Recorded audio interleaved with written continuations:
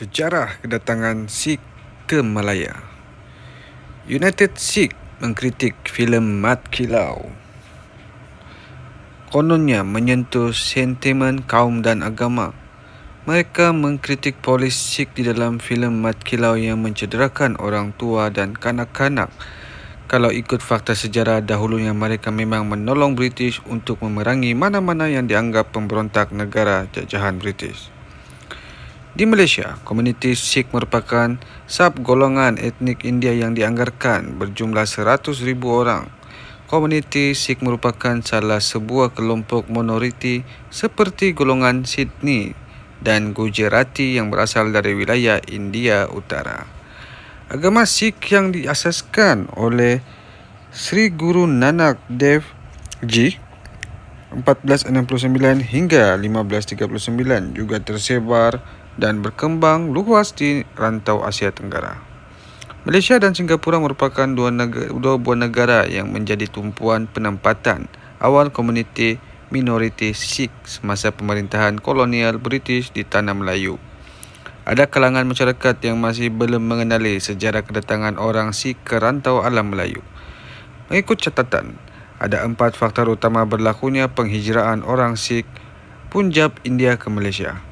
Pemindahan para banduan Sikh dari India ke negeri-negeri Selat merupakan faktor utama memulakan proses diaspora Sikh yang terawal di Tanah Melayu.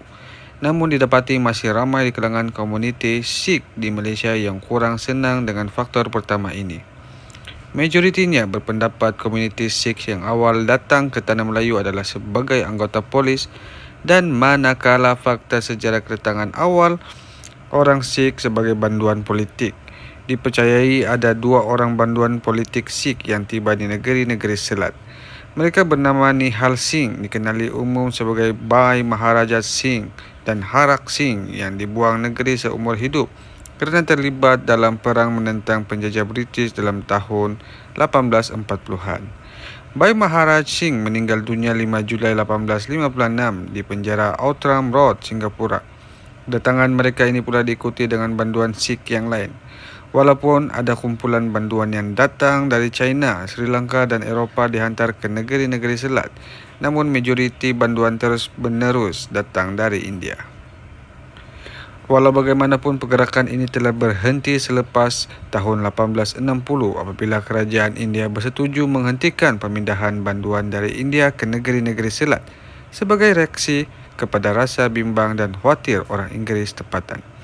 Pada 8 Mei 1873, banduan-banduan dari India telah dipindahkan ke Andaman. Banduan Sikh yang telah tamat tempoh hukuman tidak pulang semula ke India, sebaliknya mereka menetap di negeri-negeri Selat.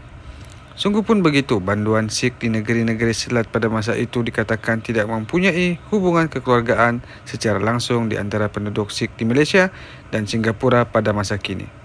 Kemudian pada tahun 1865, bermula satu lagi proses migrasi tetapi dalam bentuk yang lain, iaitu penglibatan orang Sikh dalam bidang pekerjaan pasukan keselamatan dan Empire British.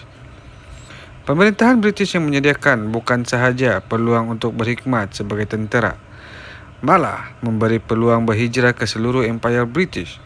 Tanah Melayu merupakan salah satu daripada pusat kedatangan tentera Sikh dan lainnya termasuklah di negara seperti Fiji, Hong Kong, New Zealand, Australia dan Kanada.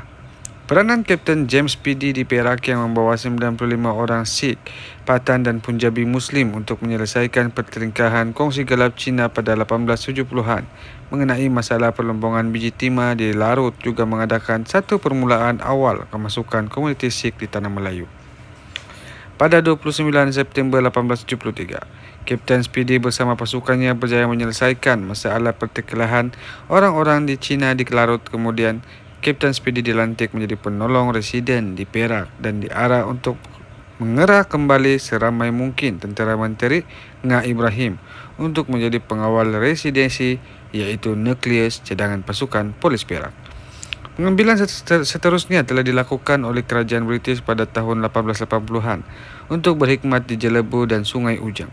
Pada awal tahun 1877, sebuah pasukan polis bersenjata pertama ditubuhkan yang dikenali sebagai Perak Armed Force (PAP) berpusat di Taiping, Perak. Pesuruhjaya polis bagi pasukan ini ialah Lieutenant Paul Swinburne, seorang pegawai polis yang berkaliber, boleh berbahasa Hindi dan Melayu. Inilah faktor yang menyebabkan Governor Negeri-Negeri Selat William Jervis memilih Lieutenant Swinburne sebagai Pesuruhjaya Polis PAP di pusat di Taiping. Pada akhir 1877, terdapat lebih 300 orang Sikh yang menganggotai pasukan PAP. Orang Sikh dibawa masuk dari Punjab sejak tahun 1873 juga telah membawa masuk bersama-sama agama mereka. Mereka tidak boleh dipisahkan daripada agama mereka dan berpegang teguh kepada prinsip-prinsip yang terdapat di dalamnya. Pada 15 Mei 1884, pasukan polis bersenjata negeri Perak yang mempunyai ciri-ciri tentera yang dianggotai oleh sebahagian besar orang-orang Sikh yang menganggap diri mereka lebih sebagai askar dari anggota polis, telah ditukarkan nama kepada 1st Battalion